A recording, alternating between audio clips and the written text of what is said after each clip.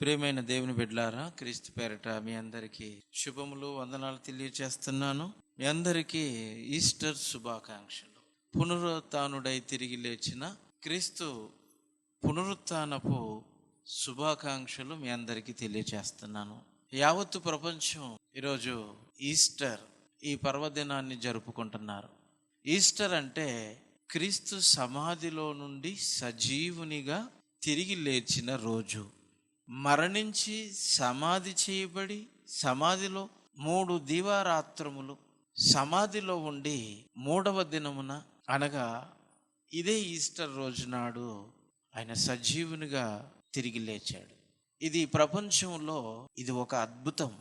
ప్రపంచానికి అంతకు మునుపు మరణించిన వారు సమాధి చేయబడటమే తెలుసు, కానీ సమాధులలో నుండి లేచిన వాళ్ళు ఎవరు లేరు.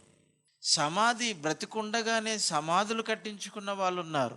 బ్రతికుండగానే తమ కొరకు సమాధులను సిద్ధం చేసుకున్న వాళ్ళు ఉన్నారు. తమ దేహాలు సమాధులలో భద్రపరచబడాలి అని బ్రతికుండగా సమాధులను తొలిపించుకొని నా మరణము నాకు ఎప్పుడు సంభవిస్తుందో సంభవించినప్పుడు నా యొక్క పార్థివ దేహాన్ని అనగా మృతదేహాన్ని ఈ సమాధిలో పెట్టండి అని బ్రతికున్న వారికి చెప్పి మరణించిన వాళ్ళు ఎందరో ఉన్నారు. అరిమతయి యోసేపు ఉన్నాడు. యేసుప్రభు వారు మరణించినప్పుడు రాతిని తొలిచిన సమాధిలో పెట్టారు కదా. ఆ రాతిని తొలిచిన సమాధి ఎవరి కొరకు సిద్ధం చేసుకున్నది? అది తన కొరకే సిద్ధం చేసుకున్నాడు. అరిమతయి యోసేపు అనేటువంటి ఒక ధనికుడు, యేసుప్రభు వారికి శిష్యుడు. అతడు తన కొరకు సిద్ధం చేసుకున్నటువంటి సమాధిని అతడు ఎవరికి వినియోగించాడు? యేసుప్రభు వారికి వినియోగించాడు. గొల్గోతా కొండ మీద ఆయనను సిలువ వేసి చంపినప్పుడు ఆ కల్వరి గిరికి కొంచెం దూరంలోనే ఈ సమాధి ఉంది.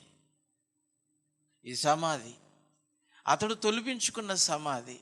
ఆ సమాధిలో యేసుప్రభు వారిని పెట్టారు. అంటే మరణం వస్తుంది ప్రతి మనిషికి. మరణించిన ప్రతి వాళ్ళు సమాధి చేయబడాలని, సమాధిని సిద్ధం చేసుకొని సమాధిని భద్రం చేసుకోవాలనే జ్ఞానం కలిగిన వాళ్ళు ఆ కాలంలో ఉన్నారండి. మరణించిన దేహాలను కాల్చేసే వాళ్ళు కొంతమంది ఉన్నారు. కాల్చేసిన దేహానికి మిగిలిన ఆ బూడిదను నదులలో పుణ్య నదులలో కలపాలనే ఆలోచనలతో కలిగిన వాళ్ళు ఈ ప్రపంచంలో ఎందరో ఉన్నప్పటికీ మరణించిన వాళ్ళు ఒకరోజు లేస్తారు అనేటువంటి జ్ఞానం కలిగిన వాళ్ళు ఈ ప్రపంచంలో ఉండటం, వాళ్ళ కలలను నెరవేర్చిన వాడుగా యేసుప్రభు వారు ఉండటం, ఇదే ప్రపంచానికి ఒక గొప్ప సువార్త. సువార్త అంటే ఏంటిది? మరణము, సమాధి, పునరుత్థానము. ఈ మూడు ఎవరి విషయంలో నెరవేరాయి? 2 నెరవేరుతున్నాయి అందరి విషయంలో. మరణిస్తున్నారు, సమాధి చేయబడుతున్నారు, 2 నెరవేరబడుతున్నాయి. కానీ ఆ సమాధిలోనికి వెళ్ళిన శవమే సజీవంగా బయటికి వచ్చినటువంటి రికార్డు క్రీస్తుకు సొంతమైంది. అందుకనే పునరుత్థానమును నేనే, జీవమును నేనే అని అన్నాడు. యోహాను సువార్త 11వ అధ్యాయము 25వ వచనంలో చూడండి. యోహాను సువార్త 11వ అధ్యాయము 25వ వచనం. ప్రియులారా, అందుకు యేసు పునరుత్థానమును జీవమును నేనే అన్నాడు. చూడండి, పునరుత్థానమును జీవమును నేనే. నా యందు విశ్వాసం ఉంచువాడు చనిపోయినను బ్రతుకున్నట్టు. ఇది ఒక కొత్త వార్త అండి. ఈ ప్రపంచానికి యేసుక్రీస్తు బ్రతికుండగానే ప్రకటించిన ఒక అద్భుతమైనటువంటి వార్త, సువార్త, మంచి వార్త, శుభవార్త. ఏంటా శుభవార్త? మరణిస్తున్నారనేది శుభవార్త కాదు, మరణములో నుండి లేస్తున్నారు అనేటువంటిది శుభవార్త. అదే సువార్త అంటున్నాడు.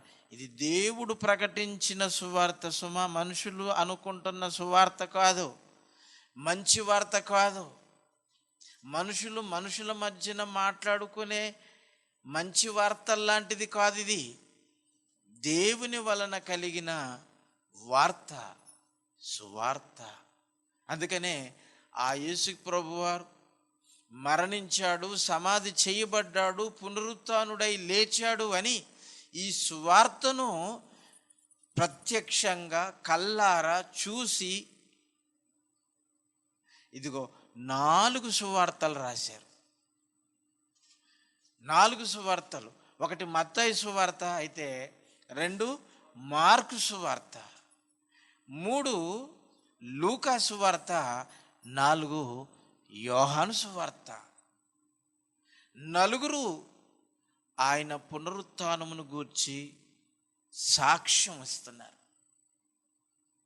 పునరుత్థానమును గూర్చి ఒకరు చెబితే వాళ్ళంతటా వాళ్ళు రాసుకున్నారు, వాళ్ళంతటా వాళ్ళు చెబుతున్నారు, ఒకరి సాక్ష్యం చెల్లదు. ఇద్దరు చెప్పారనుకోండి, ఇద్దరు సాక్ష్యము చెల్లదు. 3వ సాక్ష్యం ఉంటేనే అది చెల్లుతుంది. ఇప్పుడు 3 కాదు సాక్షులు, 4 ఉన్నారు. మత్తయి గారు, మార్కు గారు, లూకా గారు, యోహాను గారు. చూసారా? మత్తయి ఈయనెవరు? యేసుప్రభు వారికి శిష్యుడు కాకమునుపు ఈయనెవరు? సుంకరి. సుంకరి అంటే అర్థం ఏంటిది? సుంకపు పన్ను వసూలు చేసే రోమా ప్రభుత్వంలో ఒక అధికారి. సుంకపు మెట్టు దగ్గర కూర్చుండి సుంకమును పోగు చేసేవాడు. అంటే ఒక మంచి విచక్షణ జ్ఞానము కలిగి, లెక్కలు బాగా వేయగలిగి ఉన్నవాడు.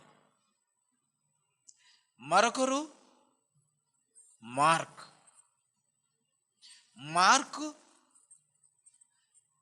ఇతను మార్కు సువార్తల్లో యేసుప్రభు వారిని గూర్చి ఎక్కువగా మనకు ప్రస్తావించింది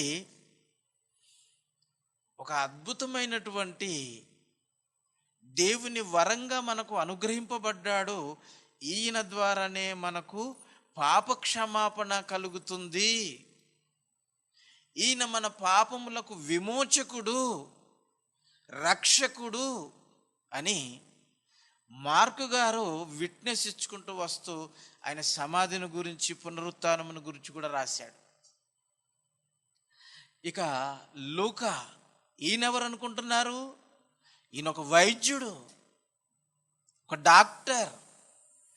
డాక్టరు. కల్లబొల్లి కబుర్లు నమ్మడు, చెప్పడు కూడా. డాక్టర్లు ఏం చెప్తారు? కల్లారా చూసింది. వైద్యం అనేది కనిపించని రోగానికి వైద్యం చేసేవాళ్ళు వీళ్ళు. జ్వరం వచ్చింది, కనపడ్డదా మీకు? ఒళ్ళు వేడెక్కింది కనుక జ్వరం వచ్చింది అని అంటున్నావు. ఒళ్ళు ఎందుకు వేడెక్కింది? వేడెక్కడానికి గల కారణం ఏంటి? ఈ కనిపించని శక్తులు, వైరస్, వాటిని పరిశీలించి గుర్తించి వాటికి వైద్యం చేసేవాళ్ళు. యేసుప్రభు వారి మరణ, సమాధి, పునరుత్థానములకు ఒక డాక్టర్ కూడా సాక్షి. చూసారా? ఇక యోహాను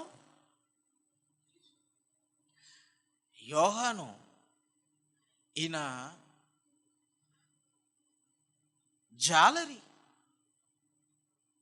జాలరి చేపలు పట్టేవాడు. చూసారా? పామరులు ఉన్నారు, వైద్యులు ఉన్నారు, పండితులు ఉన్నారు.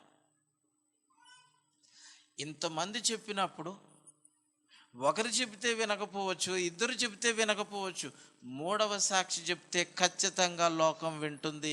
ముగ్గురు సాక్షులు కాదు, నలుగురు సాక్షులు కూడా ఉన్నారు.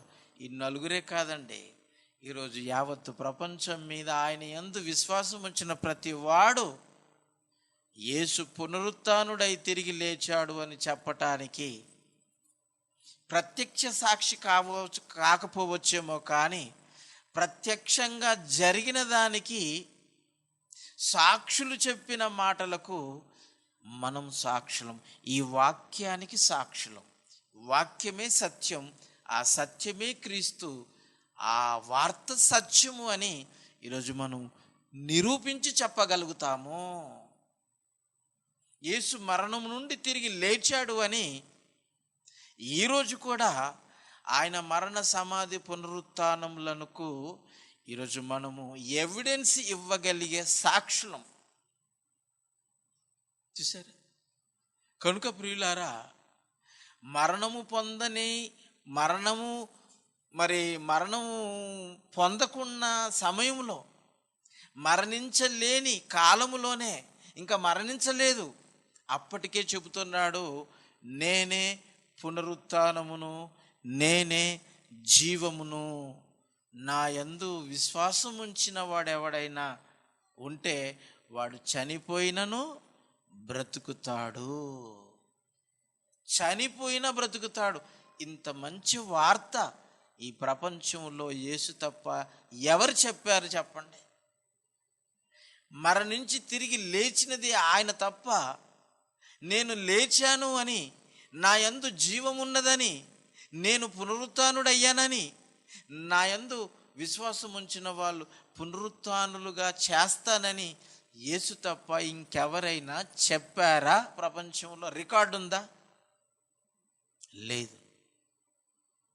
ఒకని ద్వారా మరణం వచ్చింది, మరి ఒకని ద్వారా జీవం వచ్చింది. రోమపత్రిక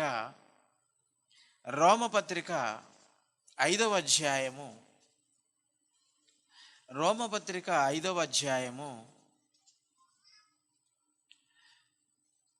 12వ వచనం చూడండి.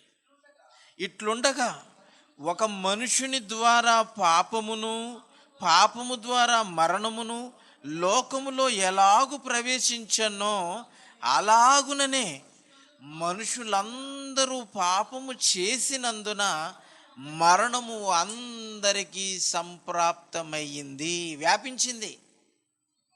ఒక్కరికి కరోనా వస్తే దేశమంతా ఎలాగున్న కరోనా వచ్చింది. ఒకనికి మరణం వస్తే అందరు ఎలాగ మరణమవుతున్నారు? ఆ ఒక్కడు చేసిన పొరపాటే అందరూ చేస్తున్నారు. ఒక పొరపాటు, ఒక పాపము, ఒక ఆజ్ఞ అతిక్రమము అది మరణంకి దారి తీస్తే, ఆ తొలి మానవుడైనటువంటి ఆదాము అతిక్రమము పాపమైతే, ఆ పాపం వలన అతనికి కలిగిన జీతం మరణం. అతడు చేసిన పనిని బట్టి అతనికి మరణం వచ్చింది. నువ్వు చేస్తున్నావు కాబట్టి నీకు మరణం వచ్చింది. ఒకని ద్వారా మరణమును, మరి ఒకని ద్వారా జీవము. చూసారా? ఆ ఒకని ద్వారా మరణము అందరికీ ఎలాగూ సంప్రాప్తమయ్యిందో, ఒక్క పరిశుద్ధుని ద్వారా జీవము కూడా అందరూ, చనిపోయిన వాళ్ళందరూ ఆ ఒకని యందు విశ్వాసం ఉంచటం వలన సజీవులైపోతున్నారని 16వ వచనం చూడండి. 15వ వచనం, 15, 16 చదువుతాం.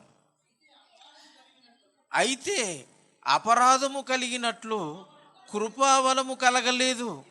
ఎట్లనగా ఒకని అపరాధము వలన అనేకులు చనిపోయిన ఎడల, మరి ఎక్కువగా దేవుని కృపయు యేసుక్రీస్తు అను ఒక మనుషుని కృపచేతనైన దానమును అనేకులకు విస్తరించెను అని అన్నాడు. చూడండి, ఒకని అపరాధ మూలముగా పాపము ఎలాగు విస్తరించిందో, దేవుని కృపయు యేసుక్రీస్తు అను ఒక మనుషుని, దేవుని కృప అనబడినటువంటి యేసుక్రీస్తు అను ఒక మనుషుని ద్వారా అన్నాడు. చూడండి, దేవుని కృప యేసుప్రభు వారు. కృప అంటే జీవము అని అర్థం, ఎటర్నల్ లైఫ్ అని అర్థం, నిత్య జీవము అని అర్థం. కృప, దేవుని కృప అను యేసుక్రీస్తు ఒక మనుషుని కృపచేతనైన దానము అనేకులకు విస్తరించెను. మరణం ఎలాగ విస్తరించిందో ఒకని అపరాధ మూలముగా యేసుక్రీస్తు ద్వారా ఆయన కృపచేత మరణించిన వాళ్ళందరికీ ఈ జీవము, కృప అనేది వ్యాపించిందట. చూడండి, సంప్రాప్తమైందంటున్నారు. చూడండి, ఇది ఎలాగయ్యిందట? 18వ వచనం. కాబట్టి ఒక తీర్పు ఒక అపరాధ మూలమున వచ్చినదై మనుషులకందరికీ శిక్షావిధి కలుగుటకు ఎలాగు కారణమాయనో, అలాగే ఒక్క పుణ్యకార్యము వలన కృపాదానము మనుషులందరికీ జీవప్రదమైన నీతి విధింపబడుటకు కారణమైందట. చూడండి, ఒకని అపరాధము అందరికీ మరణము కలుగుటకు శిక్షా విధి ఎలాగ అయ్యిందో, ఈ ఒక్క మనుషుడైనటువంటి క్రీస్తు అను దేవుని కృప వరముగా మనకు అనుగ్రహింపబడిన ఆయన పుణ్యకార్యము, ఆయన చేసిన పుణ్యకార్యము అంటే ఆయన బలియాగము, ఆయన వధింపబడటము, ఈ భూమి మీద యేసుక్రీస్తు కంటే ఘోరాతి ఘోరంగా ఒంట్లో ఉన్న రక్తమంతయు ఇన్స్టాల్మెంట్లో ఉదయం 9 గంటల నుండి మొదలుకొని రాత్రి 3 గంటల వరకు, సాయంత్రం 3 గంటల వరకు శరీరము నుండి రక్తమంతా కారుతూనే ఉందండి. చిల్లిపోయిన కుండలో నీళ్లు పోస్తే నీళ్ళు ఎలాగున డ్రాప్ ఎలాగ కారుతుందో, ఆయన ఒంట్లో ఉన్న రక్తమంతయు కార్చి ఈ భూమి మీద వలికించాడు. ఆయన బలి జరిగింది. దేవుని పాదపీఠము అనబడుతున్న ఈ బలిపీఠము మీద యేసుక్రీస్తు అను గొర్రెపిల్లని సర్వమానవాళి చేసిన పాపముల నిమిత్తము ఆయనను వధించాడు. ఆ గొర్రెపిల్ల రక్తము వలన మనకు విమోచన. దానిని ఏమంటున్నాడు? ఒక్క పుణ్యకార్యము వలన కృపాదానము మనుషులకందరికీ జీవప్రదమైన నీతి విధింపబడుటకు కారణమైంది. చూడండి, నీతి విధింపబడుటకు కారణమైంది. అందుకని ఆయన యందు విశ్వాసం ఉంచువాడు మరణించినను బ్రతుకుతాడు. ఎందుకంటే ఆయన ద్వారా భూమి మీద జరిగిన పుణ్యకార్యము, ఆ పుణ్యకార్యము వలననే మరణించిన వారికి జీవం పోస్తున్నాడు. మరణించిన వారికి జీవప్రదమైన కృప మనకు అనుగ్రహించాడు క్రీస్తు బలియాగము ద్వారా. తండ్రి ప్రేమ కనబడుతుంది, క్రీస్తు త్యాగము కనబడుతుంది. ఎందుకు ఆయన ప్రేమ అంత గొప్పది, ఎందుకు క్రీస్తు త్యాగము మన వలన మన కొరకు ఇంతగా జరిగింది అంటే, ఆ తండ్రికి పుట్టిన పిల్లలు మనం పాపం చేసి మరణించి నరకానికి వెళ్ళిపోతుంటే, తన కుటుంబం అంతా నరకంలో కాపురం చేస్తే ఇక ఆయనకు ఆనందం ఎక్కడ? అందుకే కొందరినైనా కాపాడుకోవాలని కాలము సమయములు సంపూర్ణమైనప్పుడు దేవుడు తన కుమారుని లోకంలోనికి పంపి ఆయన ద్వారా జరిగించిన ఈ పుణ్యకార్యము వలన శుభప్రదమైన నీతి విధి కలుగుటకు ఆ ఒక్క పుణ్యకార్యమే ఈరోజు కారణమైంది. ఆ పుణ్యకార్యమే చేయకపోతే ఈరోజు ఈస్టరే లేదు. ప్రపంచంలో 800 కోట్ల మందిలో 400 కోట్ల మంది ఈ పునరుత్థానము యొక్క పుణ్యకార్యము వలన తమ పాపములను ఆయన రక్తంలో కడిగి వేసుకొని నీతిమంతులుగా తీర్చబడి ఆయన యందు మరణించుటకు ఇష్టపడుతున్నారు. ఎందుకంటే నా యందు విశ్వాసం ఉంచి మరణించిన వాడు చనిపోయినను బ్రతుకును అని అన్నాడు. ఈరోజు ప్రపంచానికి మరణం ఖచ్చితం. ఆ మరణము క్రీస్తులో చనిపోతే నీకు బ్రతుకుంది. ఇది ప్రపంచానికి శుభవార్త. ఆయనను కాదని, ఆయనను విడిచి, ఆయనకు వేరుగా ఉండి ఆయన దగ్గరికి రాకుండగా నువ్వు భూమి మీద ప్రాణం విడిస్తే ఇక నీకు మరొక బ్రతుకు లేదు. లోకానికి ఒక చెడ్డ జ్ఞానం కలిగిన అంధకార జ్ఞానం ఉంది. ఒకటి ఏంది అంటే, మనుషులు చనిపోయినా మళ్ళీ బ్రతుకుతారు అని అనుకుంటున్నారు. ఎలా? మరొక జన్మ ఉంది అనుకుంటున్నారు. చచ్చిపోయిన వాళ్ళు పుడతారు అని అనుకుంటున్నారు. పుట్టటం అనేది ఏమీ లేదు. పునరుత్థానం ఉంది కానీ పుట్టటం లేదు. ప్రపంచానికి ఉన్న అలవాటు మళ్ళీ పుడతారు, కానీ మళ్ళీ పుడతారన్నది ఎలా పుడతారు? తల్లి గర్భంలోనికి వెళ్ళిపోయి మళ్ళీ రారు. ఇది యేసు ప్రభు వారి దగ్గరికి ఒక నికోదేము అనే జ్ఞాని వచ్చి ఈ డౌట్ను నివృత్తి చేసుకున్నాడు. మళ్ళీ ఎలాగ పుడతారు?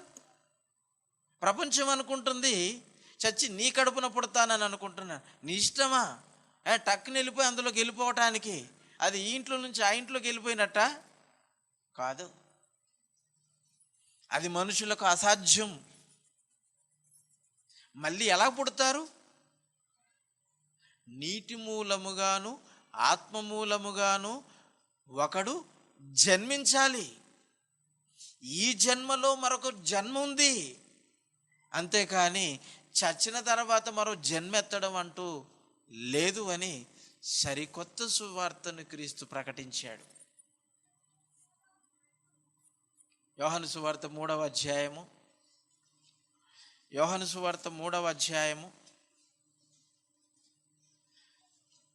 3వ వచనం నుంచి చూడండి. అందుకు యేసు అతనితో, ఒకడు క్రొత్తగా జన్మించితేనే గాని అతడు దేవుని రాజ్యమును చూడలేడని నీతో నిశ్చయముగా చెబుతున్నాను నికోదేము అంటున్నాడు. ఈ నికోదేము అనేవాడు అతను యూదుల అధికారి, పరిసయ్యులలో ఉన్న ఒక అధికారి.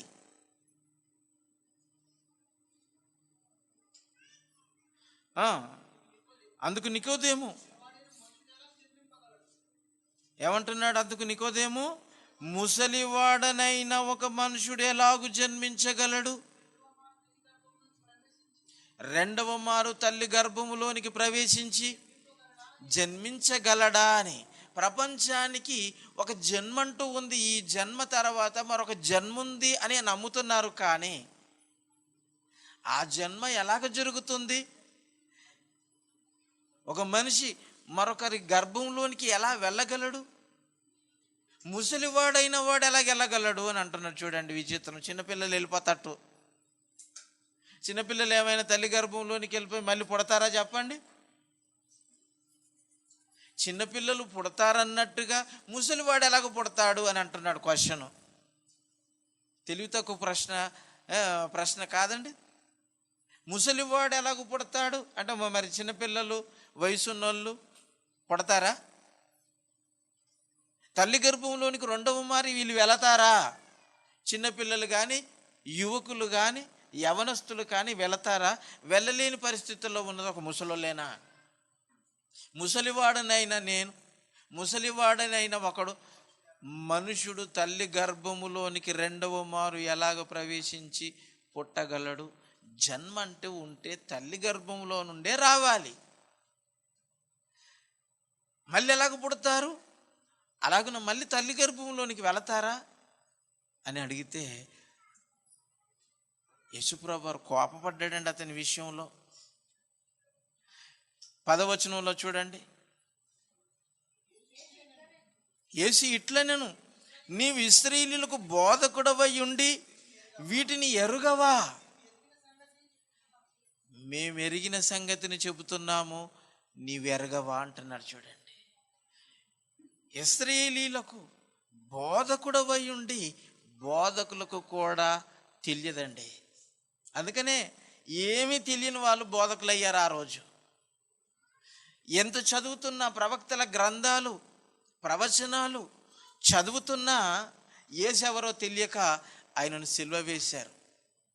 యేసుప్రభు వారు ఒప్పుకున్నారు, వీళ్ళకు అంధకారం, వీళ్ళ కళ్ళకి అంధకారం ఉంది, వీళ్ళ మనోనేత్రాలకు గుడ్డితనం ఉంది, అందుకనే లేఖనాలు కనబడటం లేదు, లేఖనాలలో ఉన్న దేవుని ఆలోచన ఇలా బుర్రకెక్కటం లేదు. అందుకనే వీళ్ళేం చేస్తున్నారో వీరు ఎరుగకయే చేస్తున్నారు. నిజంగా ఆయన దేవుని కుమారుడు, మన కొరకు వచ్చిన రక్షకుడు, ఆయన ద్వారానే మనకు పాప విమోచన ఉందని ప్రవక్తల గ్రంథాలలో ఎన్ని ప్రవచనాలు రాసినా వాటిని చదివారే కానీ వాటిని గ్రహించలేదు. ఇదిగో ఎరగవా అంటని ఖచ్చితంగా యేసుప్రభు వారే అంటున్నారు, నికోదేము, బోధకుడవై ఉండి ఈ సంగతి నీవెరుగవా?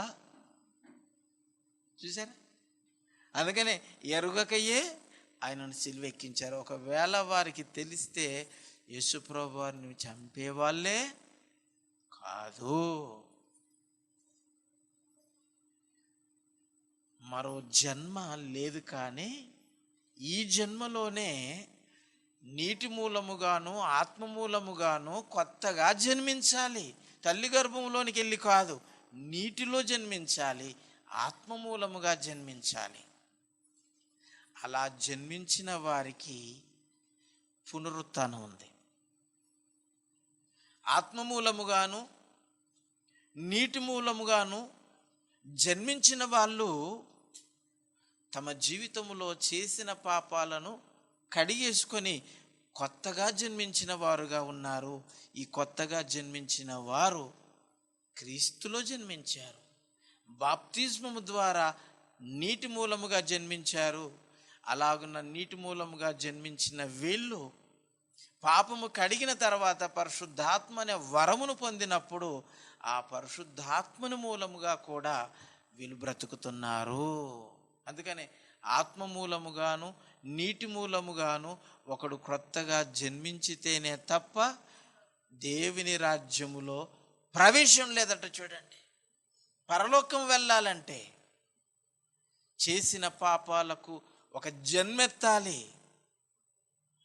వచ్చే యుగములో కాదు, వచ్చే జన్మలో కాదు, ఈ బ్రతుకులోనే నువ్వు ఒక కొత్త జన్మెత్తాలి. ఆ జన్మలో క్రీస్తును కలిగి ఉండాలి. ఆయన యందు మరణిస్తే నీవు సజీవునిగా లేపుతానని చెప్పాడు నిన్ను. చూసారా? కనుక ప్రియులారా, కొరింథీయులకు రాసిన మొదటి పత్రిక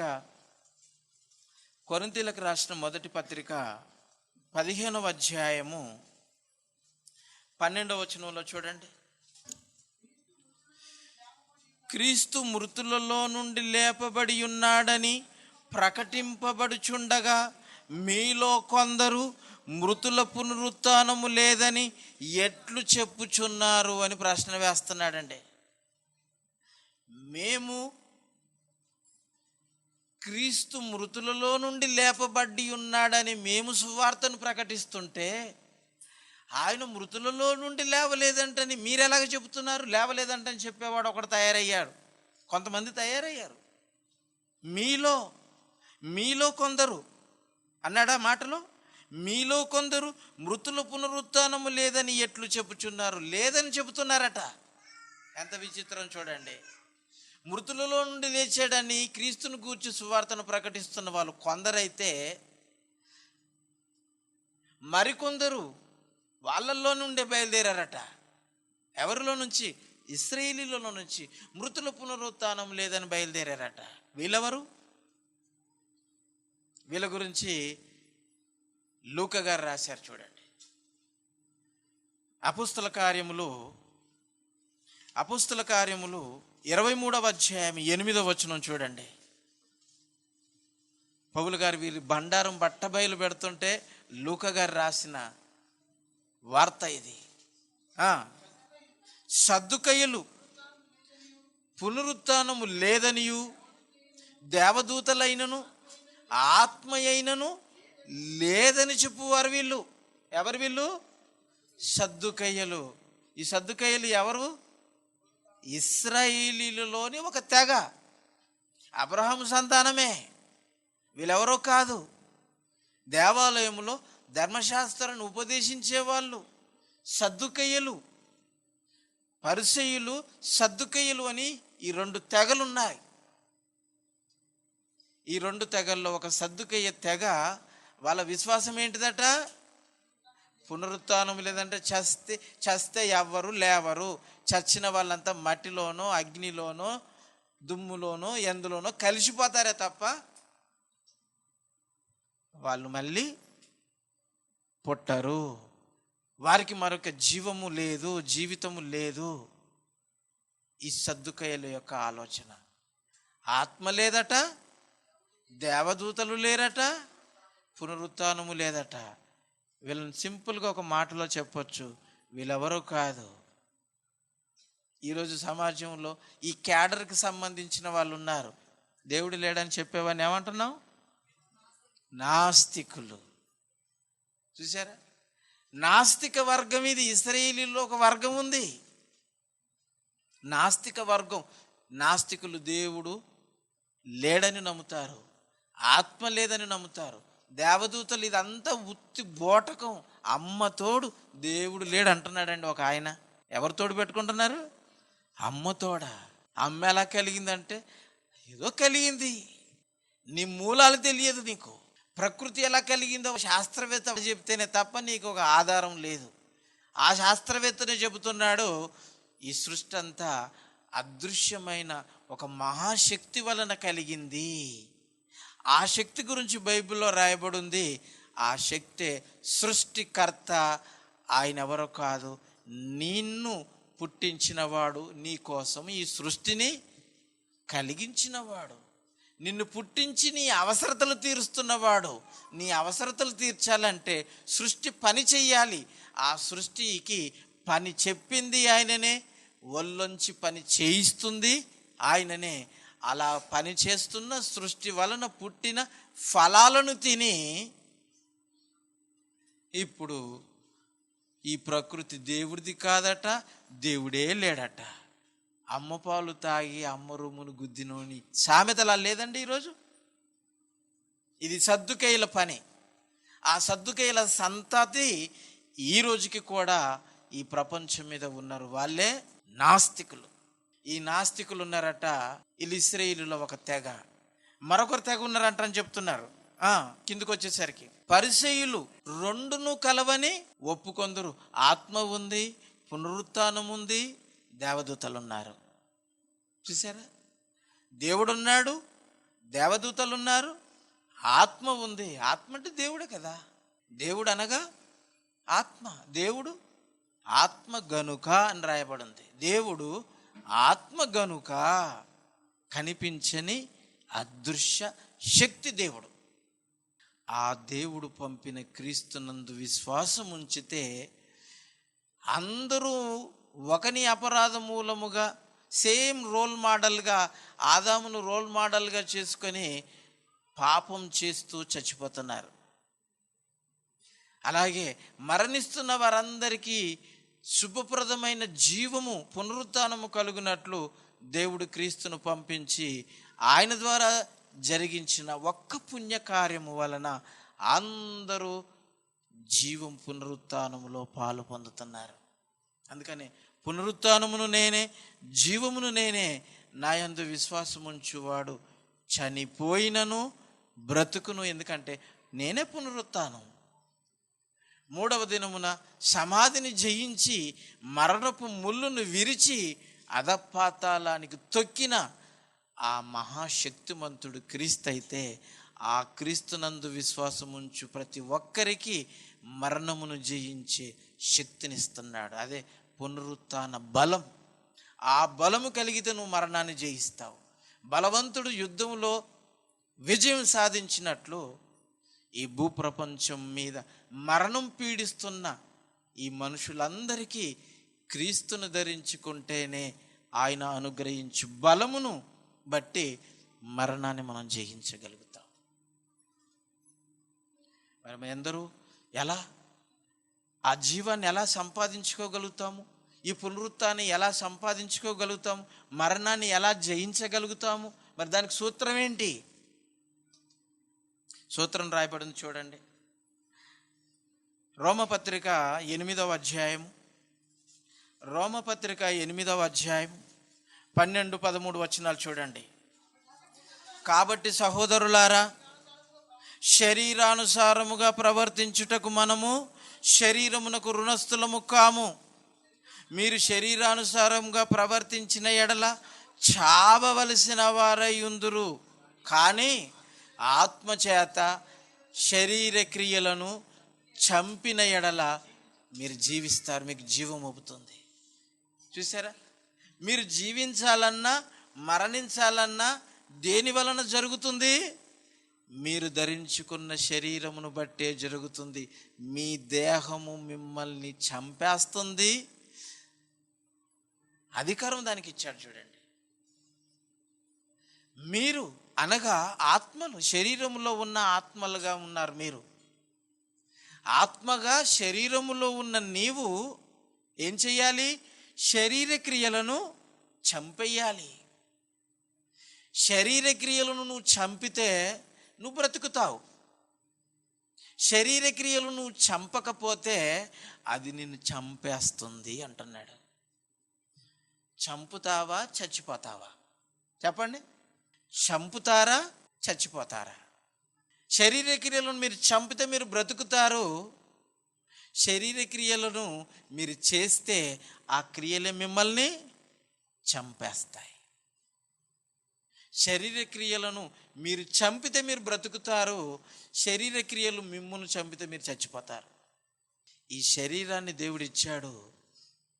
శరీరం ద్వారా మరణం ప్రాప్తిమైంది. ఇప్పుడు ఈ మరణానికి కారణమైనటువంటి కార్యాలు, శరీర కార్యాలు ఏవైతే ఉన్నాయో వాటిని మనం చంపేయాలి, లేకపోతే నీవు చచ్చిపోతావు అంటున్నాడు. శరీర కార్యములేవి చెప్పండి? శరీర కార్యములు స్పష్టం అన్నాడు. ఏంటి ఆ స్పష్టంగా కనబడుతున్నాయి?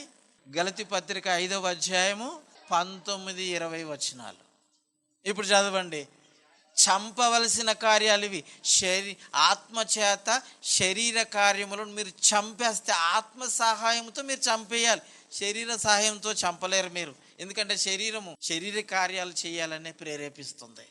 మరి ఆత్మ మూలముగా పుట్టినదైతే, నీటి మూలముగాను ఆత్మ మూలముగాను జన్మించిన వారైతే ఖచ్చితంగా ఆత్మ సహాయముతో మీ శరీర క్రియలను చంపేస్తారు.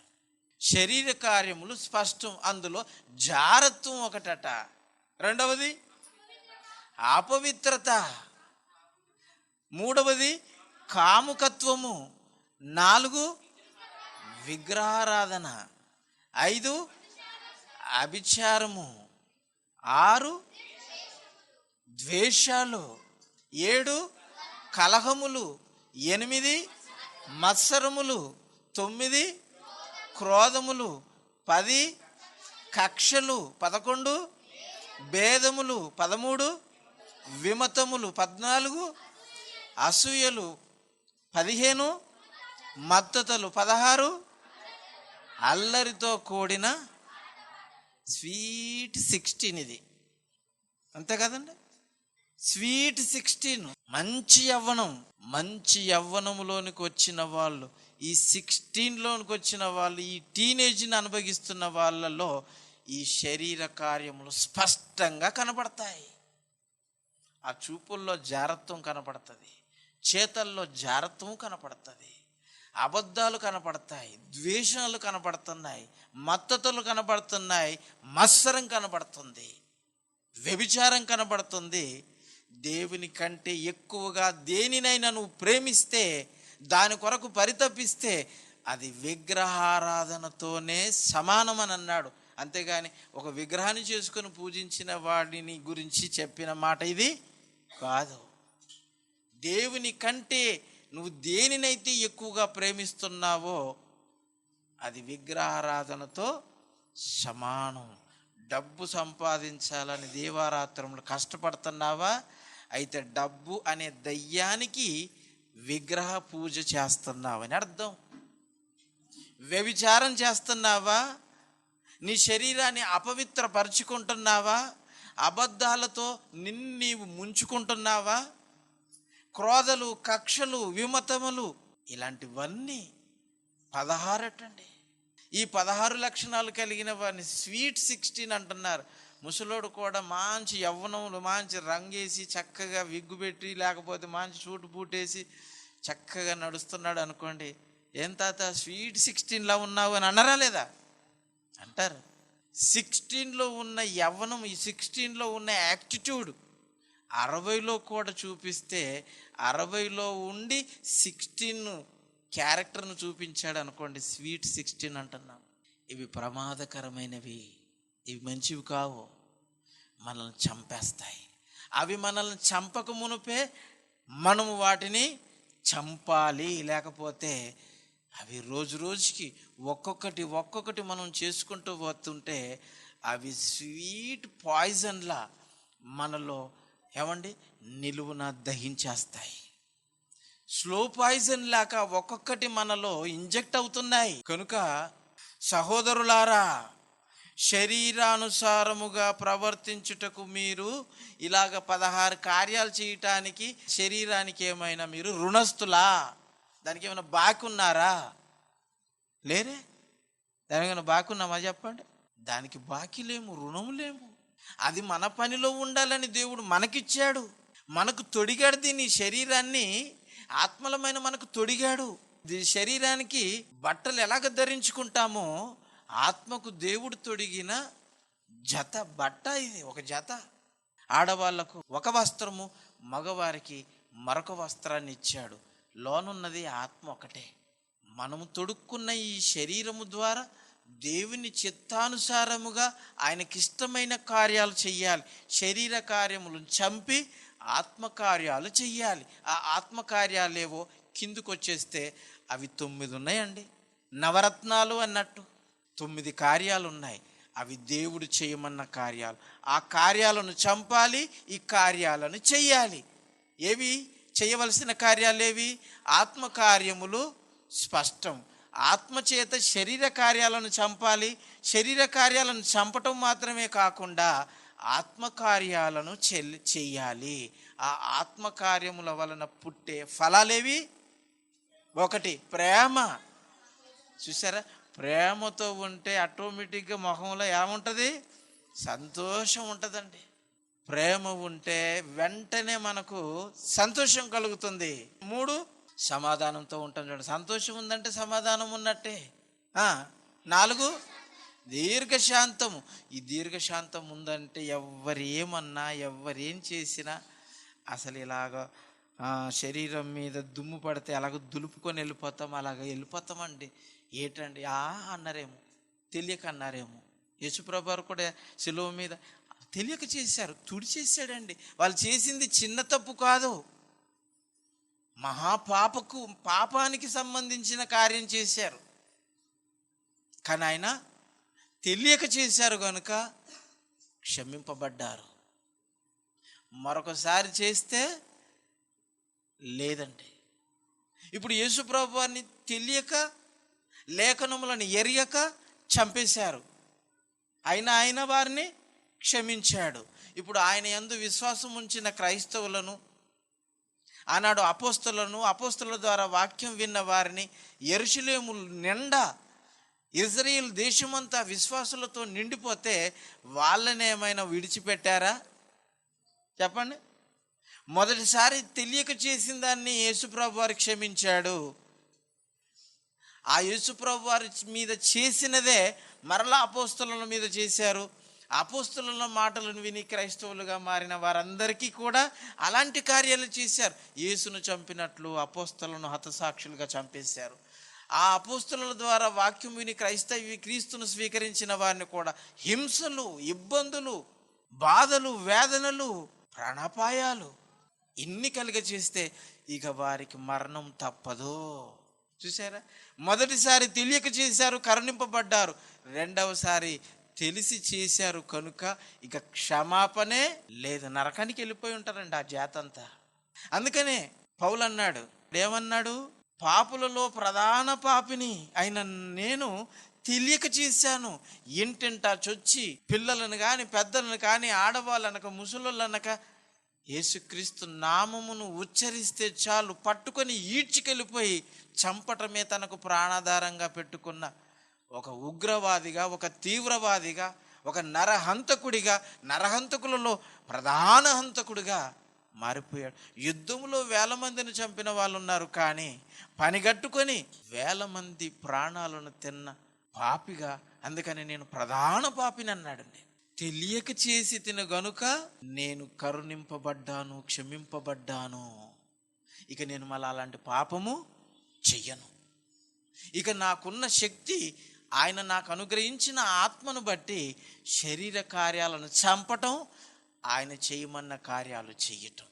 ఆయన చేయమన్న కార్యాలను చేస్తూ నువ్వు ఉంటే ఆయన యందు నాకు ఆ కార్యాలను చేస్తున్నప్పుడు నాకు మరణం ప్రాప్తించినా అది నాకు లాభం అని అన్నాడు. ఎందుకంటే ఆయన యందు మరణిస్తే నన్ను ఆయన మరలా లేపుతాడు. 13వ వచనం చూడండి, అంటున్నాడు రోమపత్రిక 8:13, మీరు శరీరానుసారముగా ప్రవర్తించిన ఎడల మీరు చావవలసిన వారయుందురు, కానీ ఆత్మచేత శరీర కార్యములను చంపిన ఎడల జీవించెదరు. చూసారా, ఇప్పుడు జీవిస్తారా చచ్చిపోతారా? రెండు మన ముందున్న సవాళ్ళు. బ్రతుకుతారా చచ్చిపోతారా? యేసుప్రభు వారు అడుగుతున్నాడు. ప్రతి ఆదివారం, ప్రతిరోజు ఉదయము, ప్రతిరోజు మధ్యాహ్నం, ప్రతిరోజు సాయంత్రము మీరు సెల్ ఫోన్ ఎప్పుడు పట్టుకుంటే అప్పుడు టింగుమని ఏమొస్తున్నాయి? నోటిఫికేషన్లు వస్తున్నాయి. యేసుప్రభువు మీకు నోటిఫికేషన్లు పంపుతున్నాడు. వాక్యం వచ్చింది, ప్రకటించండి, పాపులను రక్షించండి. ఆ పని మీకు అప్పచెప్పాను, చేస్తే మీరు బ్రతుకుతారు, చెయ్యకపోతే చచ్చేవారితో కలిసి మీరు కూడా చచ్చిపోతారంటున్నాడు. ఎంత దారుణం చూడండి. ఈ శరీర కార్యాలు స్పష్టం, ఇవన్నీ చేసేటివి ఏవట? లూకా సువార్త చదువుకుందాం. లూకా సువార్త 17వ అధ్యాయము మొదటి 2 వచనాలు చూడండి. మొదటి 2 వచనాలు, ఆయన తన శిష్యులతో ఇట్లనెను, అభ్యంతరములు రాకపోవుట అసాధ్యము, కానీ ఎవరి వలన అభ్యంతరముకు వచ్చునో వానికి శ్రమ. చూసాడండి, అభ్యంతరాలు కూడా పనికి రావట. చూడండి, అభ్యంతరాలు ఎవరి వలన వస్తాయో వాళ్ళు ఖచ్చితంగా ఈరోజు కాకపోయినా చచ్చిన తర్వాత శ్రమల్లోనికి వెళ్ళిపోతారండి. భూమి మీద సుఖంగానే ఉండొచ్చేమో, ఎందుకంటే దుష్టులందరూ చక్కటి జీవితాన్ని అనుభవిస్తున్నారు. మనకి ఉండడానికి ఇల్లు లేదు, కట్టుకోవడానికి బట్టలు సరిగ్గా లేవు, తినడానికి ఆరోగ్యకరమైన పౌష్టికాహారం లేదు. కానీ పాపులే, ప్రధాన పాపులుగా ఉన్న వాళ్ళే అందమైన మేడలు, అద్భుతమైనటువంటి వాహనాలలో ఆరోగ్యకరమైన ఆహారాన్ని తింటూ చక్కగా ఉన్నారు. వాళ్ళను చూసి మనం ఏమనుకోవాలంటే, ఈరోజు సుఖంగా ఉన్నాడు, ముందుంది వీడికి ముసళ్ళ పండుగ అని అనుకోవాలి. ఆ ముసళ్ళ పండుగ మనం అనుభవించకుండా ఉండాలంటే ఏమనుభవించాలి? క్రీస్తు శరీరం అందు శ్రమపడ్డాడు కనుక మీరును అట్టి మనసును ఆయుధముగా ధరించుకొని క్రీస్తు వలె శరీర క్రియలను చంపేయండి.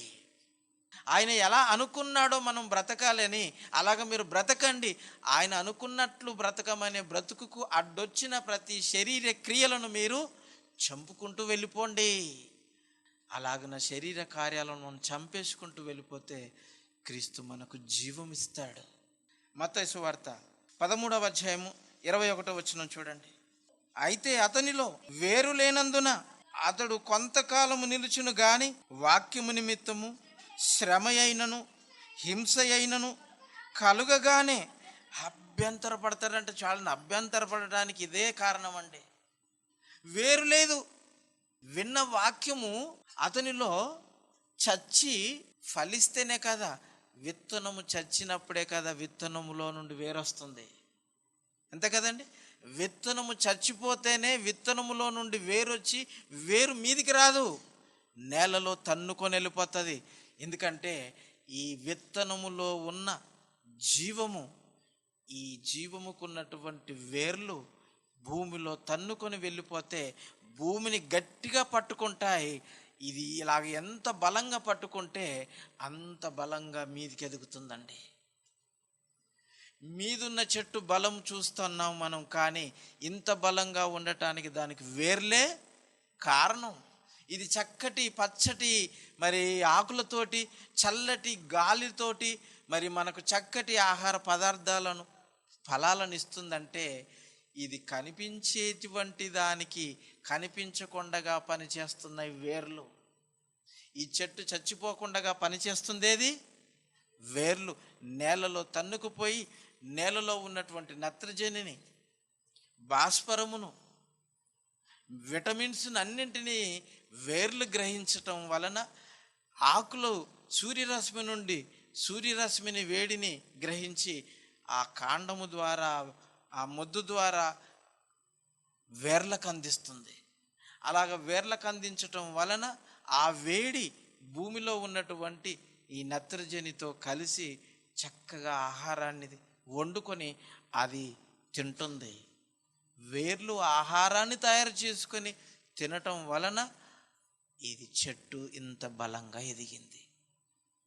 అందుకనే భూమి మీద తుఫాను వచ్చినా అది పడిపోదు, వరదొచ్చినా కొట్టుకుపోదు. ఎందుకు? వేర్లున్నాయి. ఇప్పుడు క్రైస్తవ్యంలో మీలో కొందరు పునరుత్థానం లేదని చెప్పేవాళ్ళు ఉన్నారు అంటే వేరు లేదు వాళ్ళకి. అందుకనే వారిలో వేరు లేనందున శ్రమ అయినను హింస అయినను కలగగానే అభ్యంతరపడతారు. ఈ అభ్యంతరం ఎవరు వలన కలుగుతాయో వారికి శ్రమ. మత్తయి సువార్త 11వ అధ్యాయం 6వ వచనం చూడండి. మరియు నా విషయమై అభ్యంతరపడని వాడు, నేను పునరుత్థానమును జీవమునై ఉన్నానని చెప్పాను, ఆయన పునరుత్థానము పొందలేదు, ఆయన మరణించలేదు, సమాధి చేయబడలేదు, లేవలేదు అని ఎవడైనా అభ్యంతర పడ్డాడు అనుకోండి, వాడికి శ్రమ. అభ్యంతరం పడని వాడు ధన్యుడు, అభ్యంతర పడువానికి శ్రమ. చూసారా? ఈరోజు యావత్తు క్రైస్తవ్యం ప్రపంచానికి ఏం ప్రకటిస్తుంది అంటే యేసుక్రీస్తు మరణ, సమాధి, పునరుత్థానమును ప్రకటిస్తున్నప్పుడు నీ చేతనైతే మనసుంటే నమ్మి విశ్వసించి జీవంలో ప్రవేశించు. నమ్మకపోతేవా ఇక నీకు నరకం ఎదురు చూస్తూ నోరెళ్ళబెట్టుకొని ఉంటుంది, ఎప్పుడొస్తావా మింగేద్దామని. కనుక ప్రియులారా, మనం ఏం చేయాలి? ఈ వార్తలను మనం ప్రపంచానికి అందించాలి. అభ్యంతరపడు వారికి మరొక కారణం ఉందంట. చూడండి, హోషేయ గ్రంథం 5వ అధ్యాయం 4వ వచనం. తమ క్రియల చేత అభ్యంతరపరచబడిన వారై వారు తమ దేవుని యొద్దకు తిరిగి రాలేకపోవుదురు. వారిలో వ్యభిచార మనసుండుట వలన వారు యెహోవాను ఎరగకయుందురు అని అన్నాడు. చూడండి, తమ క్రియల చేతనట అభ్యంతరపడిన వారై వారు తమ దేవుని యొద్దకు తిరిగి రారు. చూసారు? భూమి మీదకి వచ్చారు కానీ దేవుని యొద్దకు తిరిగి రారు, దారి తప్పిపోతున్నారు. ఎందుకు? అభ్యంతర పడుతున్నారు. కారణం ఏంటి? వాళ్ళు చేస్తున్న క్రియలు, వారు చేయుచున్న క్రియలు దేవుని యొద్దకు రాకుండా ఉండటానికి అభ్యంతరపరుస్తున్నాయి. అందుకని అభ్యంతరములు రాక మానవు. అభ్యంతరములు ఎవరికి వలనైతే కలుగుతాయో వారికి శ్రమ. ఇక వారెన్నటికి నీ దేవుని చెంతకు రారట. క్రియలు చెడ్డవైనందున దేవుని ఎరగకున్నారు. దేవుని ఎరగకున్నారు కనుక ఇక వాళ్ళు ఎన్నడూ దేవుని చెంతకు రాలేరు. కానీ మన బాధ్యత ఏంది? వాక్యం చెప్పాలి. వాళ్ళు దేవునిని ఎరగని వారైనా, తమ క్రియల చేత దేవునిని ఎరగనట్టుగా ప్రవర్తించినా, ఇదిగో క్రీస్తు ద్వారా తండ్రి అయిన దేవుడు చేసిన పుణ్యకార్యం ఒకటి ఉంది కదా, ఈ పుణ్యకార్యము వలన ఎంతటి ఘోర పాపినైనా ఆయన క్షమించే ఒక అద్భుతమైనటువంటి వరాన్ని ఇచ్చాడు. ఈ వరాన్ని ఉపయోగించుకుంటే బ్రతుకుతారు, ఈ వరాన్ని కూడా తిరస్కరిస్తే చచ్చిపోతారు. మరి వాడు చచ్చిపోయేవాడికి నువ్వు చెప్పటమే నీ ధర్మం. క్రైస్తవ్యానికి ఉన్న దేవుడు పెట్టిన ధర్మమేది? మరణించే వారికి బ్రతికే శుభవార్తను నువ్వు చెప్పాలి. చివరిగా యెహెజ్కేలు గ్రంథం 3వ అధ్యాయము 20వ వచనాన్ని చదువుకొని ముగించుకుందాం. యెహెజ్కేలు గ్రంథము 3వ అధ్యాయము 21వ వచనం. ప్రియులారా, మరియు నీతి గలవాడు తన నీతిని విడిచి దుర్నీతిని అనుసరించినందున నేను అతని ముందర అభ్యంతరము పెట్టగా అతడు మరణమగును. నీవు అతనిని హెచ్చరిక చేయని ఎడల పూర్వము తాను చేసిన నీతి జ్ఞాపకమునకు రాకుండా అతడు తన దోషమును బట్టి మరణమగును. అయితే అతని ప్రాణ విషయములో నిన్ను ఉత్తరవాదిగా ఎంచుదును అన్నాడు. చూడండి 21వ వచనం కూడా. అయితే పాపము చేయవలదని నీతి గల వానిని నువ్వు హెచ్చరిక చేయగా అతడు హెచ్చరింపబడి పాపము చేయక మానిన ఎడల అతడు అవశ్యముగా బ్రతుకును. నీ మట్టుకు నీవు ఆత్మను తప్పించుకొందువు అని అన్నాడు. చూడండి 20లో ఏమంటున్నాడు, 21లో ఏం చెప్తున్నాడు చూడండి. 20వ వచనంలో ఏమంటున్నాడు? దుష్టక్రియలు, దుర్మార్గులు తాము చేసిన క్రియలను బట్టి వాళ్ళు చచ్చిపోతారు. అలాగ చచ్చిపోయే వారిని నువ్వు హెచ్చరించు, నా మాటలు చెప్పు. బ్రతికే అవకాశం ఉంది. నా కుమారుని ద్వారా ఈ లోకానికి నేను పెట్టిన జీవము అనే దానాన్ని వాళ్ళు పొందుకోగలిగితే, నీవు చెప్పిన మాటను బట్టి వాళ్ళు విని మారు మనసు పొందితే వాళ్ళు బ్రతుకుతారయ్యా. ఒకవేళ వాళ్ళు బ్రతికే అవకాశాన్ని నువ్వు చెప్పకుండగా నువ్వు ఉంచితే మాత్రం నువ్వు చేసిన నీతి క్రియలలో ఒకటి కూడా నేను జ్ఞాపకమునకు చేసుకొనను, జ్ఞాపకమునకు తెచ్చుకొని అంటున్నాడు. చూడండి, అంటే నువ్వు చేసిన నీతి క్రియలు ఒక్కటి కూడా జ్ఞాపకం రాకుండా అన్ని కొట్టుకుపోతాయట. చూడండి, ఎన్ని చేసినా. అందుకనే చెప్తాను, మన వాళ్ళు, మన కుటుంబాలు, మన బంధువులు, మన స్నేహితులు, మన చిరుగు పరుగు వాళ్ళు, మన చుట్టుపక్కల ఉన్న వాళ్ళు, స్నేహితులు అందరిని పిలిపించండి, వాక్యాన్ని చెప్పించండి. విన్నారా? వారు రక్షింపబడకపోయినా పర్వాలేదు, కానీ వింటే రక్షింపబడతారు. వినకపోతే రక్షణను తృణీకరించిన వారు కనుక రేపటినాడు చచ్చిన వాడు చావుతో నీకు ఏమాత్రం సంబంధం లేదు. నువ్వు వాడికి చెప్పలేదనుకో, చెప్పించలేదనుకో, వాడు చచ్చాడే అనుకో, నువ్వు ఎన్ని నీతి కార్యాలు చేసినా ఆ నీతిమంతుడు చేసిన నీతి కార్యములలో ఒక్కటైనను జ్ఞాపకం రావట. చూడండి, ఎన్ని కార్యాలు చేసినా ఒకటి జ్ఞాపకం రాకుండా చేసే కార్యం ఏది? ఒక దుర్మార్గుడు చచ్చిపోతే, అది వాడు నీకు తెలిసిన వాడై ఉంటే, వాడు నీ బంధువు అయి ఉంటే, నీ చుట్టమై ఉంటే, నీ స్నేహితుడై ఉంటే, వాడు చచ్చి నిన్ను చంపేస్తాడు. కనుక వాడు బ్రతుకుండగానే ఈ జీవాన్ని, ఈ జీవరహస్యాన్ని చెప్పు. విని బ్రతికాడా నువ్వు నిర్దోషివి. ఒకవేళ వాడు వానికి ఆ వార్తను అందించలేదా, అతని ప్రాణమును గూర్చి నేను నిన్ను ఉత్తరవాదిగా ఎంచుతాను అని అన్నాడు. చూడండి, ఇప్పుడు చెప్పండి, మీ మీద ఎంత బాధ్యత ఉంది? లోక పాపములను మోసుకొని పోయే బాధ్యత క్రీస్తు మీద పెడితే, ఇప్పుడు నీ వారందరి బాధ్యత నీ మీదనే ఉంది. చూసారా? కనుక ప్రియులారా, ఆత్మచేత శరీర క్రియలను చంపండి. దేవుడు చేయమన్న కార్యాలు తూచా తప్పకుండా చేసుకుంటూ వెళ్ళండి. అప్పుడు మీరు బ్రతుకుతారు. నా యందు మరణించినను నేను వారిని లేపుతాను అని అన్నాడు. యేసుప్రభు వారు మరణించి లేచాడు. తన యందు మరణించిన వారిని అందరినీ లేపుటకు శక్తిమంతుడు. మరి శరీర కార్యములను చంపి బ్రతుకుతారో, లేదా శరీర కార్యాలను ఇష్టంగా చేసుకుంటూ వాటి చేత మీరు చచ్చిపోతారో, నిర్ణయం మీకే విడిచిపెడుతున్నాను.